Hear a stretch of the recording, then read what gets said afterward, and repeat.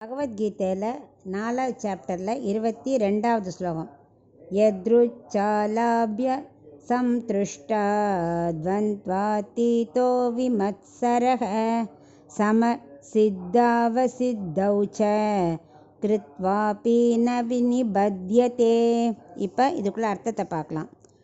அதாவது கண்ணன் சொல்லின்னு இருக்க அர்ஜுனனுக்கு முதல்ல சந்தேகம், இந்த கர்மம் செய்கிற வேலையெல்லாம் செஞ்சுட்டே இருந்தால் பாவம் தீண்டுமே, அது அப்புறம் எப்படி இருக்கும், நமக்கு பாவத்தை புண்ணியத்தையும் மாற்றி மாற்றி பண்ணின்னு இருந்தால் என்ன பண்ணுறது, திரும்ப திரும்ப சம்சாரத்திலே பிறப்போமே அப்படின்னு அவனுக்கு ஒரு கவலை மறுபடியும். அப்போது கண்ணன் சொல்கிறார், சம்சாரங்கிற கட்டுக்குள்ளே நீ வர கவலையே படாத, வரவே மாட்ட. எப்போ நீ கர்மாவை செய்யும்போது பலத்தில் ஆசை இல்லாமல் உயர்ந்த பலனுக்காக நீ கர்மயோகத்தை செஞ்சுட்டே வந்தாக்க ஆத்ம சாட்சாத்காரம் கண்டிப்பாக உனக்கு கிடைக்கும் அப்படிங்கிற. எப்படின்னா, முதல்ல உனக்கு ஆசை இருக்கக்கூடாது, ஒரு பொருளை தேடி தேடி நீ பின்னாடியே போகக்கூடாது. நமக்கு எது கிடைக்கிறதோ அதில் நம்ம வேலை செய்யணும். எவ்வளோ ரூபா கிடைக்கிறதோ நம்மளை தேடி வரதை ஏற்றுக்கணும். இன்னும் வேணும்னு ஓடி ஓடி போகக்கூடாது. அதிகப்படியாக சம்பாதிக்க ஆசைப்படக்கூடாதுங்கிறார்.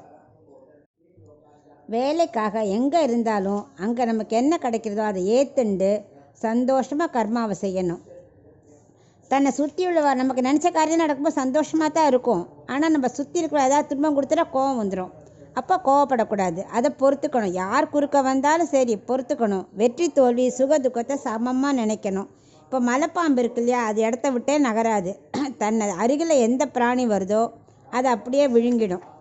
அதை மாதிரி கர்மயோகம் என்ன பண்ணும், தன்னை தேடி வர வேலையை எடுத்துக்கணும். அதை சிரமம் பார்க்கக்கூடாது. ஒருத்தர் நம்ம காரியத்தை கெடுக்கிறான் அப்படின்னா நமக்கு கோவம் வருது இல்லையா, அப்படி கோவப்பட்டால் எப்படி ஆத்ம சாட்சாத்காரங்கிட்டோம் மறுபடியும் பாவம் வந்து சேரும். ஸோ மனசை முதல்ல ஸ்திரமாக வச்சுக்கணும். ரெண்டாவது, நம்ம எதுக்குமே அடிமையாகிடக்கூடாது. இந்த சுகம் இதிலையே இருந்து பழகக்கூடாது. ஒரு கோடீஸ்வரனாக இருந்தால் கூட ஒரு 10 நாள் தரையில் படுத்து பழகணும். அது எக்ஸசைஸ் மட்டும் இல்லை, முதுகுக்கு நல்லது மட்டும் இல்லை. நம்ம என்ன நினைக்கலாம், பூமாதேவி நம்ம தாயார் மடியில் படுத்து தூங்குறோங்கிற நிம்மதி கிடைக்கணும். ஐயோ நம்ம தரையில் படுத்துக்க வேண்டியிருக்கே, கரண்ட் இல்லையே, அப்படிலாம் நினைக்கக்கூடாது. எந்த சுகத்துக்கத்தையும் நம்ம சமமாக நினைக்க பழகணும். உனக்கு சண்டை போடுறது சத்திரிய தர்மம், அதில் வெற்றி தோல்வியை பார்க்காத, சண்டை போடு. மற்றபடி என்ன வந்தாலும் ஏற்றுக்கோ, காமக்ரோதத்தை விடு. இப்படி நடந்துட்டா உனக்கு பாவம் தீண்டாது அப்படின்னு விளக்குறார் கண்ணன் அர்ஜுனனுக்கு.